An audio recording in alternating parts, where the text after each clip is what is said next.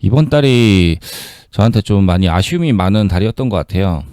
제가 못했던 것도 많았던 것 같고, 그래서 그거를 좀 복귀를 해보려고 합니다. 일단 11월 달에 보면은 굵직굵직한 이슈로는 이게 있었던 것 같아요. 여기서 가장 잘했어야 한다고 생각을 하고요. 첫 번째로는 지수가 이제 첫 급락이 나왔었죠.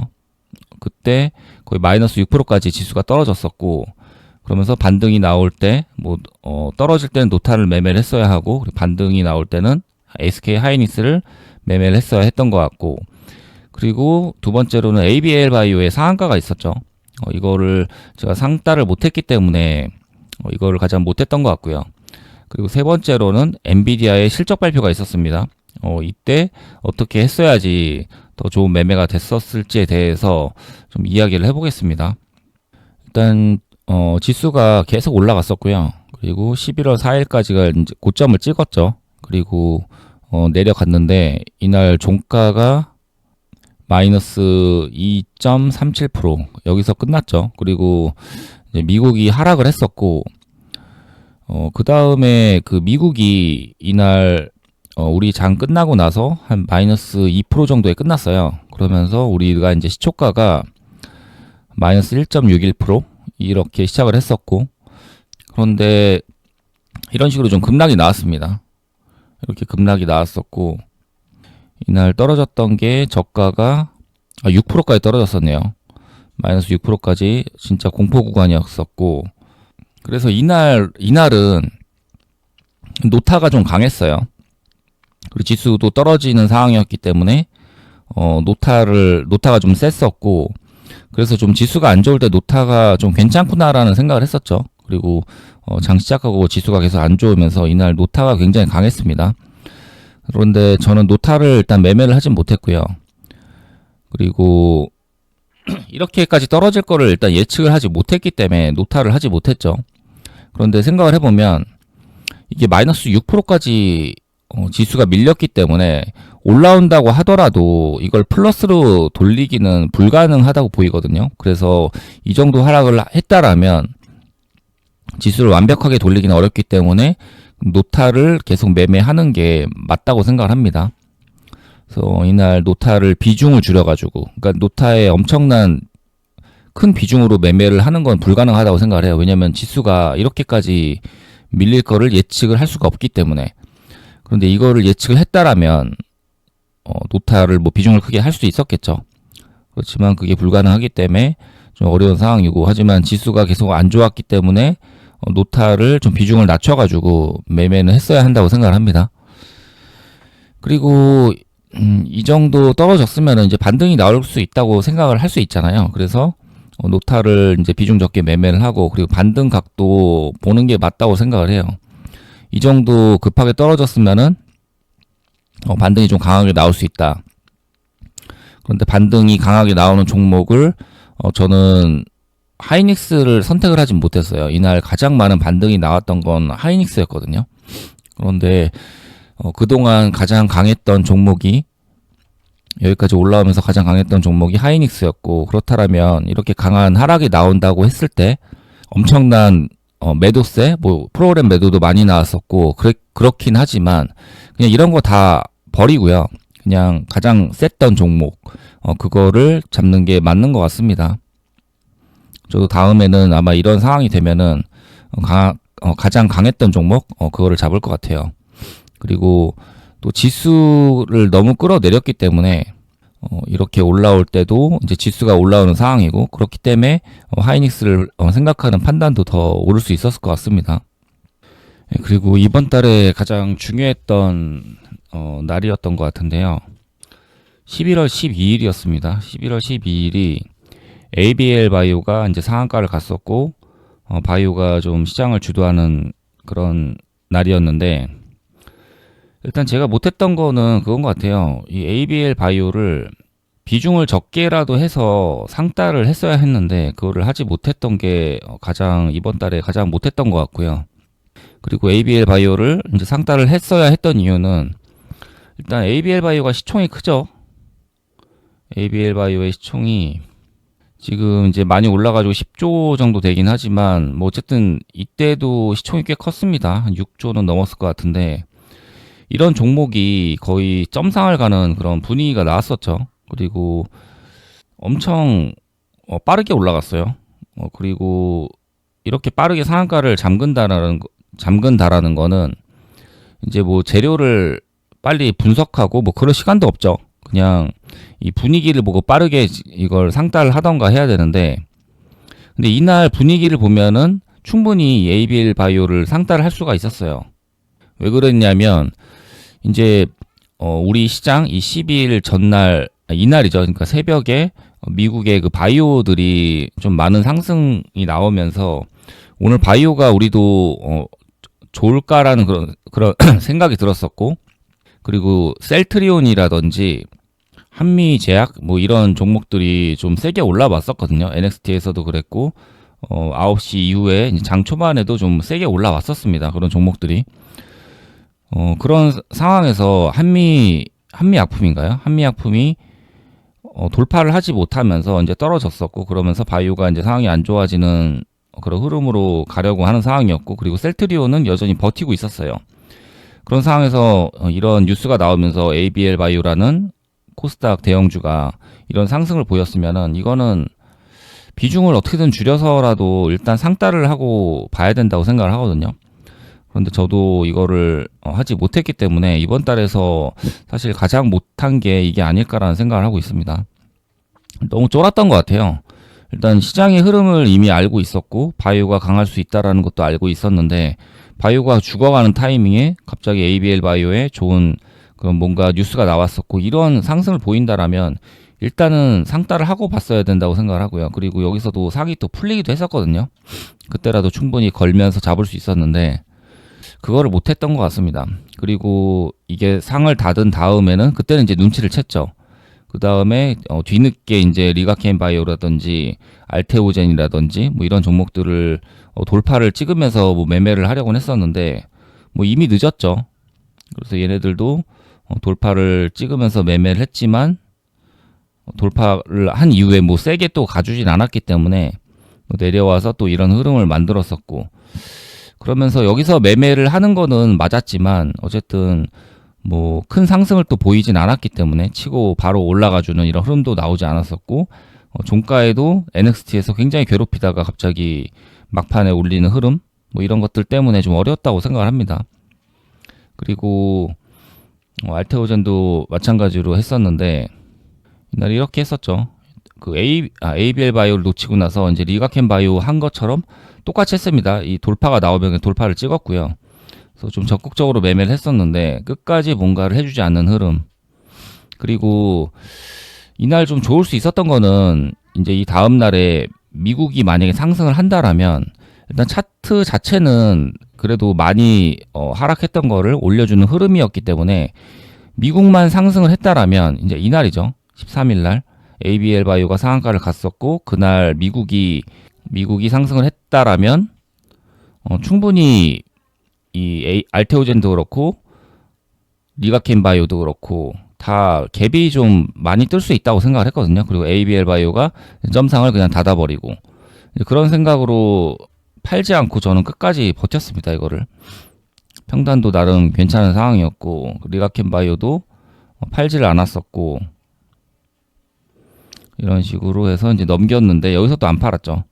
근데 개파락을 하면서 이제 손절이 다 나갔고 이게 좀 저는 컸던 것 같아요. 그래서 ABL 바이오를 놓치는 거는 일단 늦었다고 치고 그 다음에 뒤늦게 어떻게라도 해보려고 했었지만 리스크를 저는 감당을 했죠. 그 다음 날로 넘겨서 이거는 바이오가 좀 좋을 수 있겠다. 미국만 도와준다라면 지금 지수 상황도 나쁘진 않기 때문에 여기서 다시 위로 붙이는 그림이 나올 수가 있잖아요.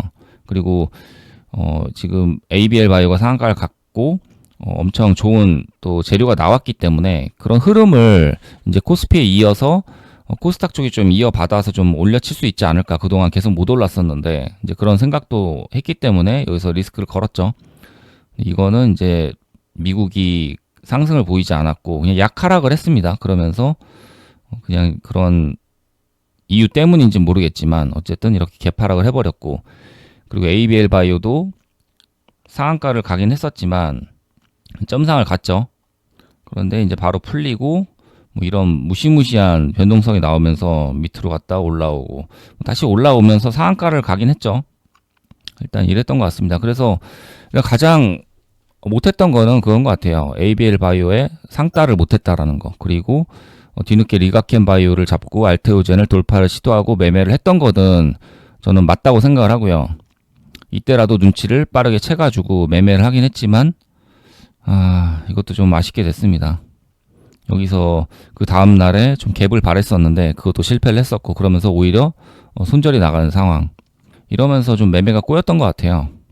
그래서 이번 달에 아마 가장 매매를 잘한 사람은 저 ABL 바이오에 비중을 많이 실어가지고 상따를 한 사람이 가장 잘한 사람이 될 것 같습니다. 이번 달은. 그리고 이제 11월 20일인데요. 이날은 일단 그 엔비디아의 실적 발표가 이제 나왔었고요. 아침에. 그러면서 우리가 이제 갭을 상당히 많이 띄웠습니다. 그리고 하이닉스도 갭을 좀 많이 띄운 상황이었고, 그리고 삼성전자도 어느 정도 갭을 띄웠었죠. 그런데 하이닉스가 갭만 띄우고 그냥 내려가 버렸어요. 20일에. 이렇게 갭만 띄우고 그냥 내려가 버렸습니다. 그리고 프리장에서는 계속 엔비디아는 나쁘진 않은 상황이었고, 그래서 이상하다고 계속 생각을 했어요. 그런데 삼성전자는 오히려 반대로 갭을 띄운 상태에서 요 고점까지 돌파를 하면서 올라가 버리죠. 그리고 다시 내려오긴 했지만 이 내려온 시간도 보면은 거의 3시가 다 돼가지고 내려왔거든요. 그러니까 사실상 내려왔다고는 하나 그렇게 많은 물량이 나왔다라고는 보이진 않았어요. 그리고 이렇게 해서 유지를 하면서 끝났었고, 그런데 이제 제가 생각을 했던 거는 미국의 프리장에서의 상승은 이게 진짜일지 가짜일지 일단 모른다고 생각을 했고요. 그런데 어쨌든 상승을 하고 있는 거는 실적은 잘 나온 건 맞다. 이제 그런 생각을 했었고, 그렇게 생각을 했을 때 미국에서 본장이 열렸을 때 올라가는 게 맞기는 하다고 생각을 했거든요. 실적이 잘 나왔기 때문에. 그런데 그 프리장에서의 그 상승만을 보고 미국 본장에서 상승을 한다라는 거를 저는 확신을 할 수는 없었어요. 그래서 삼성전자나 하이닉스를 이제 베팅을 한다라는 생각은 좀 힘들다고 생각을 하는 상황이었고, 그런데 하이닉스는 계속 내려가 버렸죠.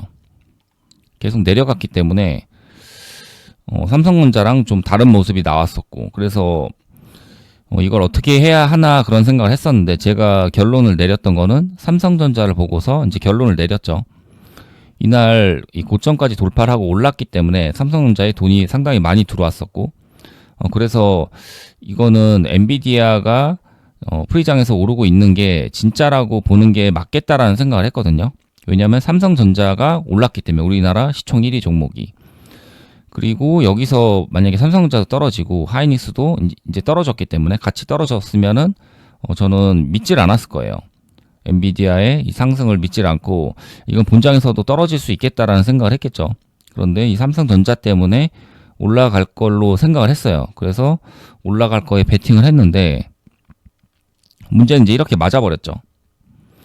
다행히 이 계좌에서는 이 계좌는 이제 단타 계좌이기 때문에 여기서는 다 팔았고요. 그리고 여기서 다시 사가지고 뭐 매매는 잘 했습니다. 이런 식으로 매매를 하고 여기까지 끝까지 사가지고 베팅을 했었고, 그런데 제가 못했던 거는 이거를 못 맞췄다라는 거죠. 제가 생각을 했던 거는 삼성전자를 보고 상승을 봤는데 그게 좀 무모했던 것 같아요. 삼성전자가 아무리 우리나라 시가총액 1위이고 그리고 이 들어온 돈을 믿을 수 있다라고 생각을 하더라도 사실 들어온 돈이라는 것도 이 삼성전자가 계속 지금 많이 상승을 했기 때문에 외국인이든 뭐 기관이든 세력이든 뭐 평단이 상당히 좋겠죠. 아무리 고점이라고 하더라도. 그런데 이 돈만 보고 이건 엔비디아 상승이 맞다라고 판단을 했던 게 좀 잘못이었던 것 같아요. 그래서 거기에 베팅을 하면 안 됐었던 것 같은데 저는 베팅을 해버렸고, 그래서 좀 많이 맞았죠. 이 계좌에서는 맞진 않았지만 다른 계좌에서는 좀 많이 맞았었습니다. 그리고 여기서 이제 베팅을 했던 거는 제가 이 엔비디아가 그렇게 그 실적이 잘 나왔는데 실제로 뚜껑을 열어보니까 이제 하락을 했죠. 그리고 우리도 이렇게 개파락을 맞았고. 근데 이거가 저는 좀 말이 안 된다고 생각을 했던 게 일단 실적은 잘 나왔거든요. 그리고 이거를 내리게 하려면 재료 소멸로 해서 내린 건데 이 엔비디아라는 이 시총 1위 미국에서 1위 종목인데 이 종목을 재료 소멸로 해서 내린다라는 게 뭐 잡주도 아니고 그리고 그 재료 소멸로 내리는 거는 보통 재료 때문에 엄청난 상승이 오버슈팅이 나오게 되면은 뭐 계속 엄청나게 오르는 경우 있잖아요. 그런 경우에 이거는 좀 말이 안 된다라고 생각을 해가지고 재료가 이제 노출이 되게 되면은 그때 이제 하락을 해서 내리는 게 대부분 재료 소멸인데 이거는 재료 소멸로도 보이진 않았어요. 왜냐면 계속 실적이 좋게 하면서 계속 올라왔었고 실적 발표하고 올라오고 실적 발표하고 올라오고 계속 그런 상황으로 엄청난 상승을 보인 게 엔비디아거든요. 그런데 거기에 부응하는 충분히 좋은 실적이 나왔었고 그런데 이제 와서 내린다? 저는 이게 이해가 안 갔습니다. 그래서 제가 생각을 했던 거는 프리장에서 그 상승이 사람들이 엔비디아 실적이 잘 나왔고 그래서 이제 전부 다 롱으로 베팅을 할 수 있는 그런 상황이 됐죠. 그래서 다 롱으로 보고 있었을 거예요. 선물도 그렇고 그걸 충분히 예측을 할 수 있었고 그래서 이 물량을 날리기 위해서 이런 장난을 쳤다고 생각을 하거든요. 오히려 반대로 내려가지고 그런 롱을 봤던 이 물량을 터트리기 위해서 이런 식으로 좀 작업을 했다. 그래서 그 다음 날에는 올라올 가능성이 높다라고 판단을 했어요. 그래가지고 저는 여기서 끝까지 샀습니다. 그리고 그 다음에 이제 갭을 뭐 먹었죠. 먹기는 이거는 성공을 시켜가지고 뭐 잘 나오긴 했는데 근데 어쨌든 제가 못한 건 이거죠. 여기서 베팅을 해가지고 이거를 맞았기 때문에 그래서 이게 제일 못했던 것 같아요. 그런데 그 이후로 어쨌든 수습은 잘했죠. 여기서 이제 베팅 해가지고 먹고 그리고 그 이후에도 이제 매매를 잘 해가지고 그래도 많이 이제 복구를 하긴 했지만 어쨌든 이거에 대한 판단이 좀 미스가 됐던 것 같아요. 그래서 지금 다시 돌이켜 보면은 이 정도 가지고 베팅하는 건 좀 무모했다는 생각을 합니다. 그래서 오히려 좀 근데 또 너무 뻔한 상황에는 거기다 또 베팅을 하기는 어렵거든요. 그래서 저는 오히려 꽈가지고 생각을 했었는데 이게 좀 독이 됐던 것 같고 그나마 제가 잘했던 거는 이제 여기서 베팅을 했을 때 그 비중 조절을 해가지고 그나마 좀 덜 맞았죠. 원래는 좀 많이 사고 싶었지만 그래도 비중 조절을 좀 해서 좀 덜 맞았다. 그 정도는 좀 잘한 것 같고 그래도 여기서 뭔가 베팅을 해야 했던 거는 맞는 것 같아요. 왜냐하면 숏이든 롱이든 이런 큰 변동성을 줬기 때문에 또 맞췄을 때는 또 크게 먹을 수가 있죠. 그래서 그런 것도 비중 낮춰가지고 뭐 연습을 하는 거는 좀 중요하다고 생각을 합니다. 그래서 이번 달에 좀 정리를 해보면 대략 이 정도 되는 것 같습니다. 이번 달에 가장 큰 이슈 그리고 가장 잘했어야 하는 날 그리고 가장 잘했어야 하는 종목 이 정도가 되는 것 같아요. 그래서 이날에 좀 매매를 굉장히 잘했어야 했다고 생각을 합니다. 그리고 이날 가장 큰 또 비중이 들어갈 수가 있었고 매매를 잘했다라면 이번 11월 달은 여기서 갈렸을 것 같아요. 그리고 복귀를 하시더라도 다들 이제 복귀를 하실 거 아니에요. 그런데 어떤 뭐 종목에 대해서 그런 식으로 좀 복귀를 하기보다는 이런 식으로 큰 흐름에서 내가 이번 달에 어떤 식으로 했어야 했고 왜 내가 수익이 안 났고 내가 이런 데서는 왜 많은 비중을 때리질 못했고 이제 그런 것들을 좀 생각을 해보시면서 복귀를 해보시면 좋을 것 같습니다. 다음 달에도 분명히 또 기회는 올 거예요. 이런 또 우리가 비중을 때려서 매매할 수 있는 기회 이거를 놓치지 않도록 최대한 노력을 해야 하고 정신 바짝 차려서 좀 매매를 했으면 합니다. 이번 영상 여기까지 하겠습니다.